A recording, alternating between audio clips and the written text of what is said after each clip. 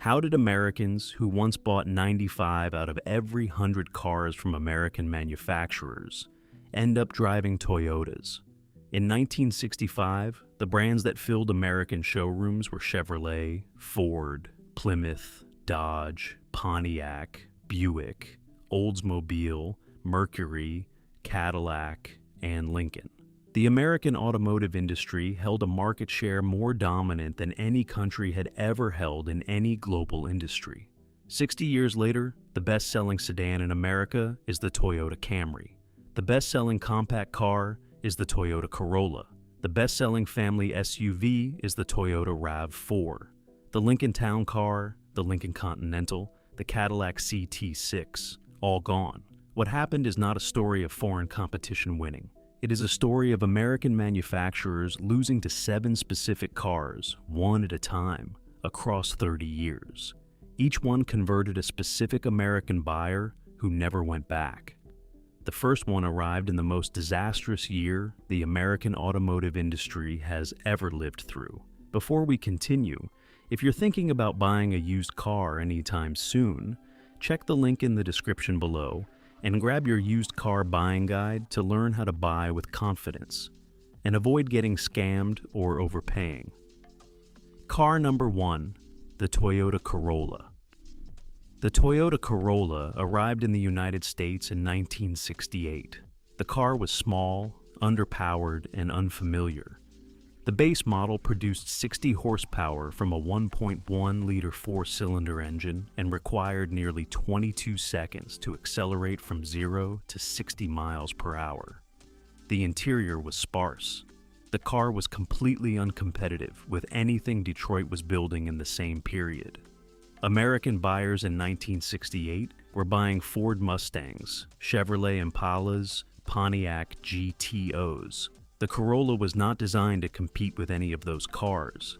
It was designed by a Toyota engineering team operating under a specific corporate philosophy that the company had inherited from its founder, Kiichiro Toyota, who had established Toyota Motor Corporation in 1937 as a spin-off from his father's loom-making business. The corporate principle that Toyota established at the company's founding and that subsequent Toyota engineers maintained as essentially religious doctrine was that a Toyota vehicle should function reliably for its entire service life with minimum intervention from the owner. The principle had been refined into the Toyota production system across the 1950s and 1960s by Taiichi Ohno, the Toyota industrial engineer whose continuous improvement methodology became the foundation of modern global manufacturing practice. The Corolla was the first Toyota vehicle designed entirely under that mature system.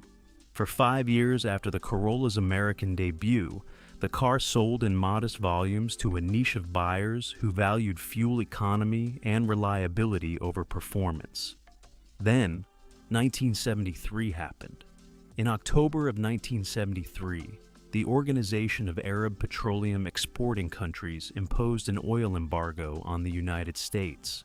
The price of crude oil quadrupled within months. American gas stations rationed fuel. The American automotive industry, which had spent the previous 2 decades engineering ever larger cars, was caught completely without a competitive response. The American response was the Chevrolet Vega and the Ford Pinto. The Vega used an aluminum block engine that lacked iron cylinder liners, which produced documented oil consumption and engine failure within 70,000 miles of operation. The Pinto used a fuel tank mounted in a position that, in rear-end collisions, demonstrated a documented tendency to rupture and produce fires. Both cars rusted aggressively in northern climates.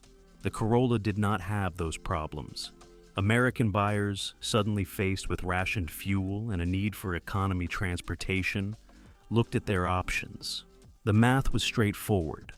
By 1975, Toyota's American dealer network had expanded to over 1,000 dealerships. By 1978, the Corolla was the best-selling imported car in the United States. The buyers who switched from a Vega or a Pinto to a Corolla in 1974 did not switch back. They became Toyota buyers for life. Car number 2, the Honda Accord.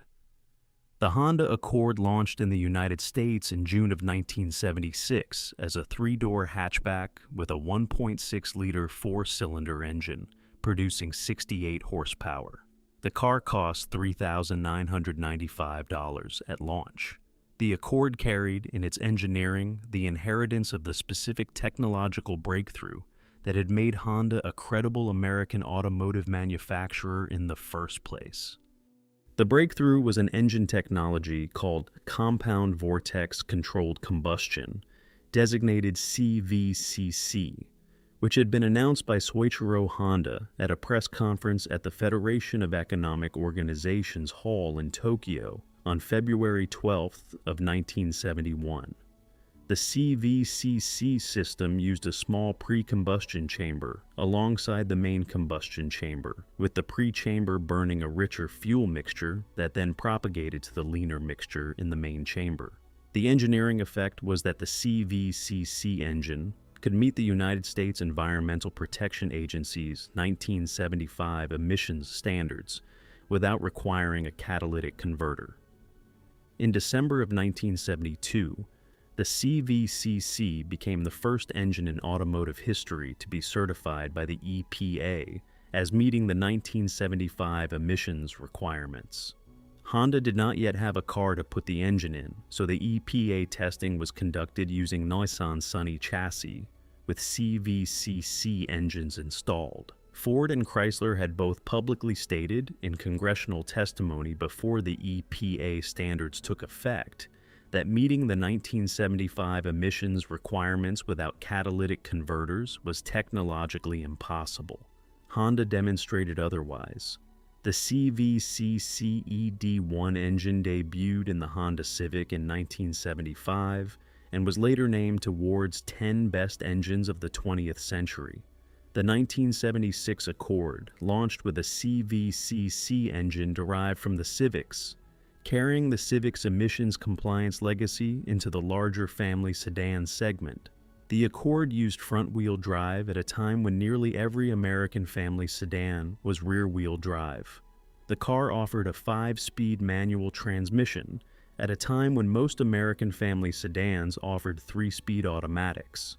The Ford Mustang would not receive a 5-speed manual until 1983. The build quality was, by documented period road test consensus, the highest in the family sedan segment, regardless of price point or country of origin. American buyers responded immediately. Demand was so consistent that, in 1982, Honda took the unprecedented step of building an American assembly plant specifically for Accord production. The Marysville Auto Plant in Ohio opened on November 1st of that year, becoming the first passenger car assembly plant operated in the United States by any Japanese manufacturer. Total Accord sales in the United States passed 12.7 million units by 2016, making it the best-selling car of any kind sold in America across that 40-year period. The Accord did not just take market share from Detroit. It converted the specific buyer that Detroit had built its entire family sedan business around. The buyer who, in 1975, would have bought a Chevrolet Malibu, or a Ford LTD, or a Plymouth Volare without considering any alternative. Car number 3, the Toyota Camry. The Toyota Camry launched in the United States in 1983 as a 1984 model. The car was, at its initial debut, a modest mid-size sedan with a 1.8-liter four-cylinder engine and front-wheel drive.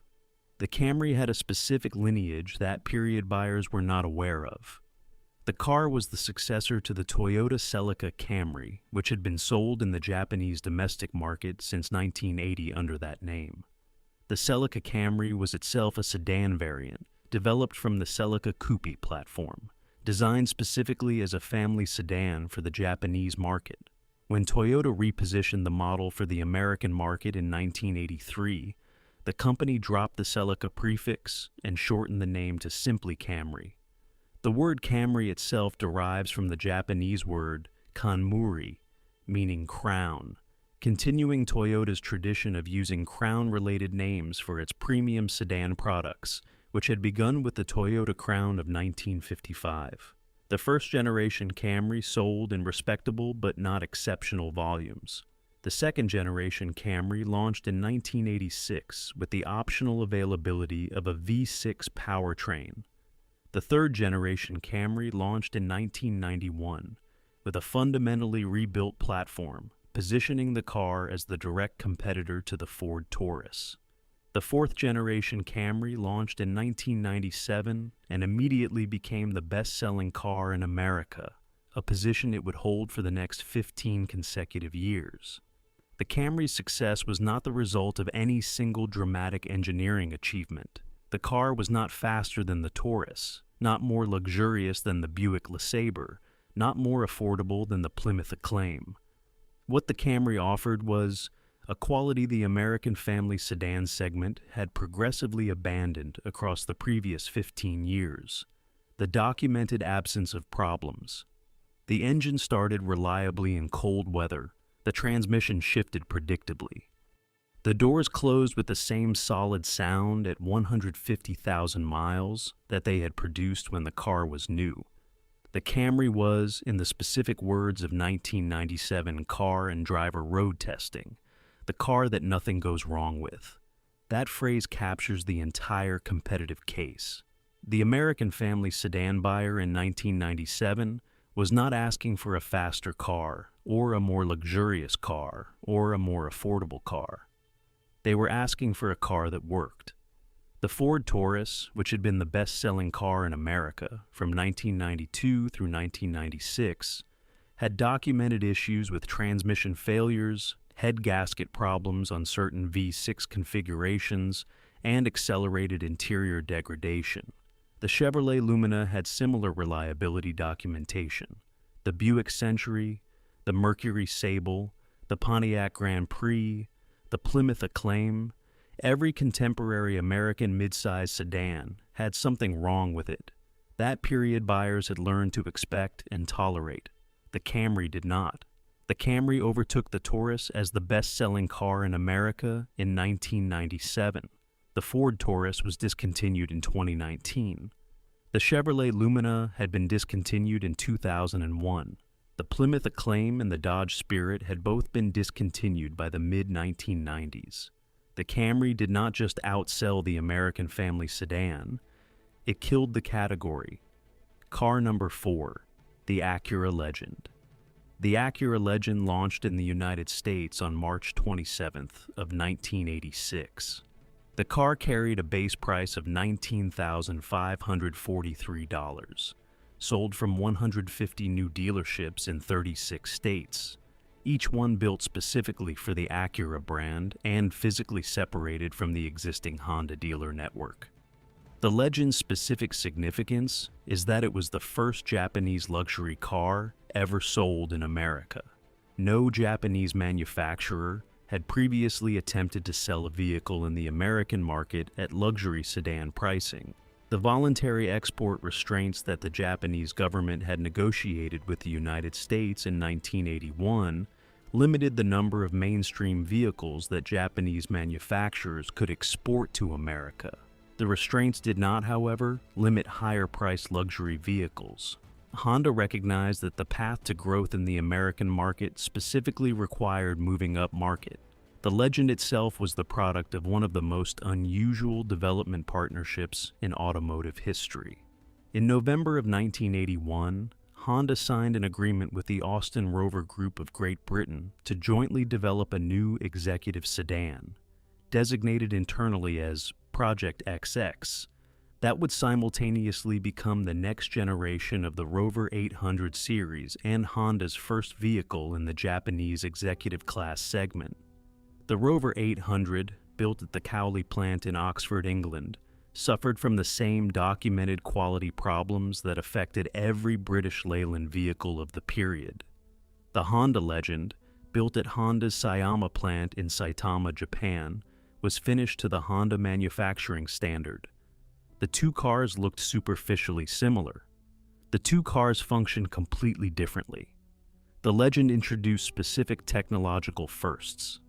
The 1987 Acura Legend LS Coupe became the first Japanese vehicle ever sold with a driver's side airbag as standard equipment, anticipating the safety regulations that would not be applied to American vehicles until the early 1990s.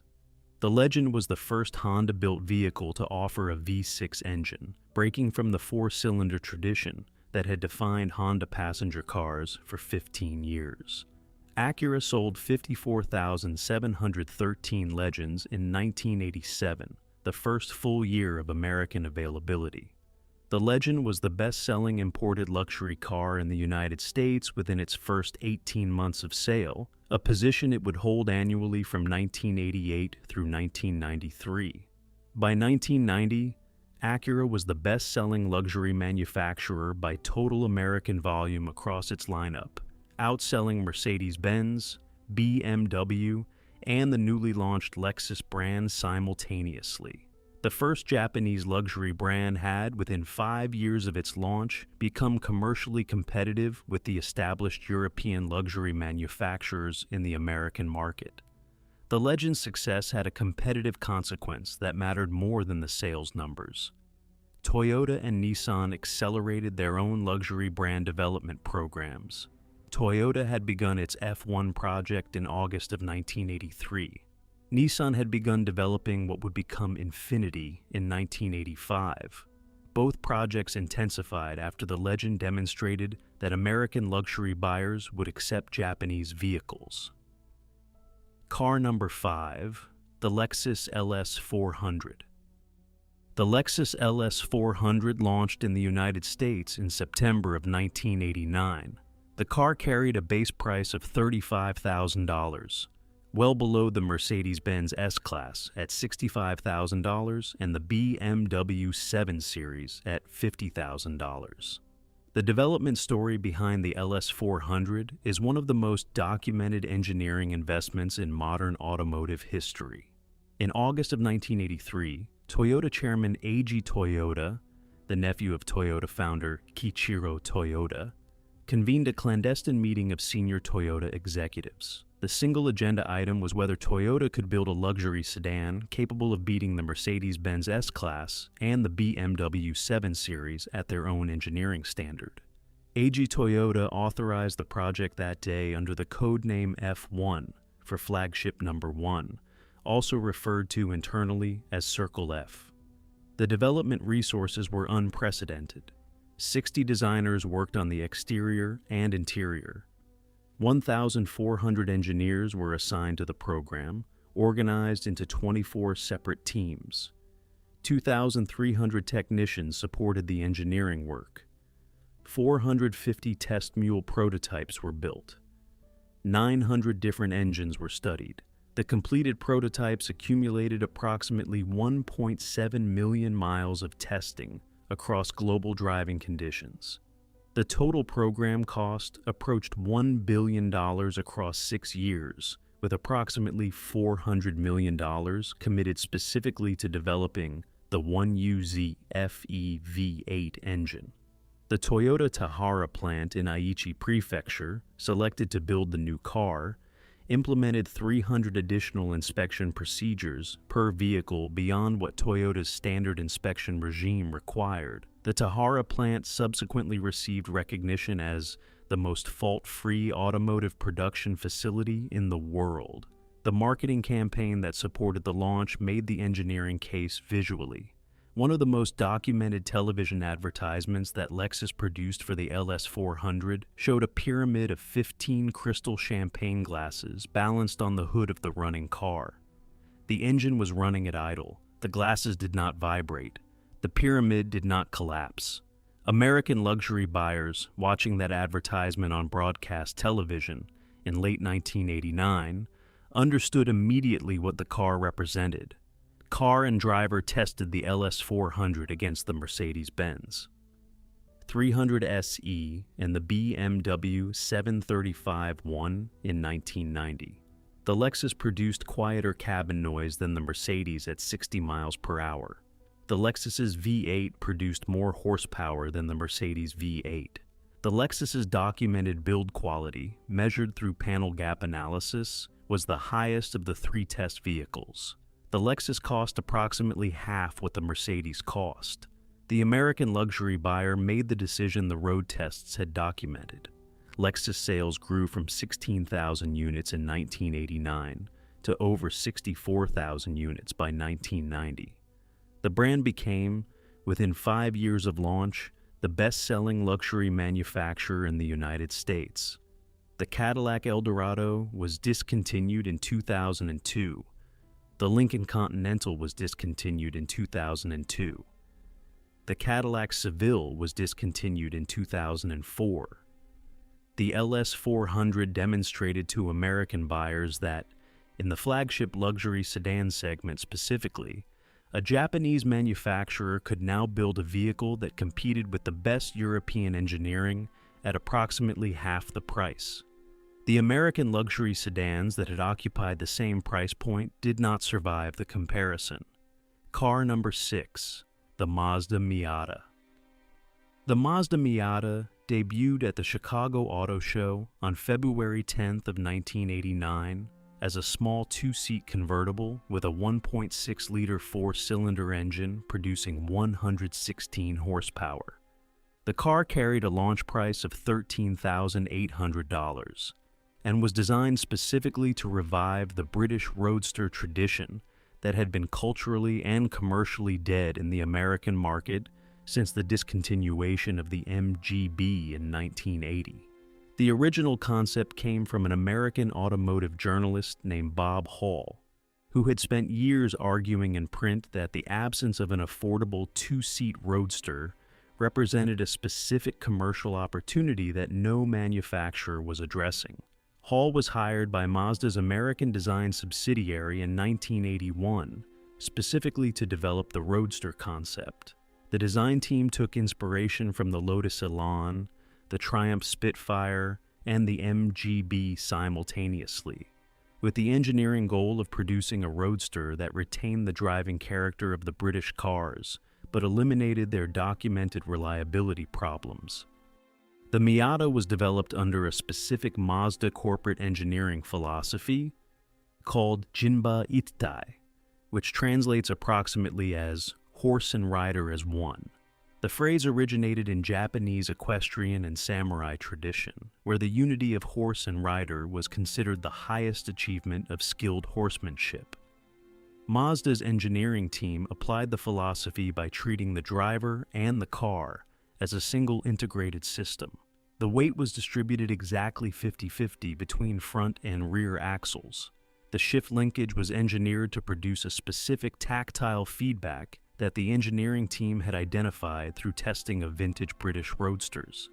The name of the car carried its own cultural reference. The word Miata derives from the Old High German word Miete, meaning reward. Mazda chose the name specifically to communicate that the car was intended to be the reward of ownership. The international name of the car, MX-5, used the M for Mazda Experimental, the X for Experimental, and the 5 to designate the 5th experimental project in Mazda's roadster development sequence. The car launched in May of 1989 at American Mazda dealerships and immediately produced demand that Mazda could not supply. Dealer markups ran 15 to 20% above suggested retail through the first 18 months of availability. Automobile Magazine named the Miata its 1990 Car of the Year. The Miata converted the specific American buyer who had previously bought British sports cars. The buyer who had driven an MGB in 1975, who had moved to a Triumph TR7 in 1978, who had reluctantly given up on British sports cars by 1980. That buyer, in 1989, walked into a Mazda dealership and bought a Miata. By 2000, the Miata had become, by Guinness World Record certification, the best-selling two-seat sports car in history. Mazda produced its 1 millionth MX-5 in April of 2016, breaking its own Guinness World Record in the process. By the end of 1989, the conversion of American buyers had progressed through 6 segments: economy, family sedan, mid-size sedan, entry luxury, flagship luxury, and sports car. The cars driving each conversion had been distinct. The buyers had been distinct. The time periods had been distinct. What remained was the question of whether the conversion was permanent or whether the American manufacturers would eventually reclaim the buyers they had lost. The 7th and final car answered that question definitively. Car number 7, the Toyota Camry, 3rd generation. The 3rd generation Toyota Camry launched in 1991. The car was, by every measurable specification, a fundamentally different vehicle from the 1st or 2nd generation. The platform was new. The V6 engine option produced 185 horsepower from a 3-liter unit that, in documented owner experience, would routinely exceed 300,000 miles of operation without major service intervention. The car was, by manufacturing geography, the most American Camry that Toyota had ever produced. The Georgetown, Kentucky assembly plant, formerly designated Toyota Motor Manufacturing Kentucky, had opened in May of 1988 as Toyota's first wholly owned American passenger car assembly plant. The plant produced its first Camry on the same day it opened and has been in continuous Camry production every year since. By the 3rd generation Camry's launch in 1991, Georgetown had already produced over 500,000 Camrys for the American market. By 2026, the Georgetown plant had produced over 13 million Toyota vehicles, becoming the largest single Toyota manufacturing facility outside Japan. The Camry sold to American buyers from 1988 forward was, by every measurable definition, an American-built car assembled in Kentucky by American workers using American-sourced parts. The Japanese badge on the front was the only thing that distinguished it from any other American family sedan. The 3rd generation Camry became the best-selling car in America in 1997, displacing the Ford Taurus from a position the Taurus had held for 5 consecutive years. The Camry held the position for the next 15 years, through 2011, when the Ford F-150 truck displaced all passenger cars in the American sales rankings. Across those 15 years of dominance, the Camry sold approximately 7 million units in the American market alone. The 3rd generation Camry, by becoming the best-selling car in America for 15 consecutive years, demonstrated that the conversion was not temporary and not reversible. The American family that bought a Camry in 1997 bought another Camry in 2002. They bought a Camry for their child in 2005. They bought a Camry hybrid in 2008. The Camry produced multi-generational customer loyalty in the specific demographic that had historically been the most loyal to American manufacturers. By 2011, the American midsize sedan industry had effectively ceased to exist. Ford discontinued the Taurus in 2019. General Motors discontinued the Chevrolet Impala in 2020. The Buick LaCrosse was discontinued in 2019. The Chrysler 200 was discontinued in 2017. The American midsize sedan, which had been the central product category of the American automotive industry for 60 years, was gone. The 7 cars had completed their work. The 7 cars spanned 29 years. The first one arrived in 1968, when the American automotive industry held 95% of the American market. The last one became the best-selling car in America in 1997, by which point Japanese manufacturers held a plurality of American sales in nearly every passenger car category. The conversion was not the result of any single dramatic moment or corporate failure. It was the cumulative result of specific buying decisions made by specific American buyers in specific years in response to specific evidence in front of them at the time.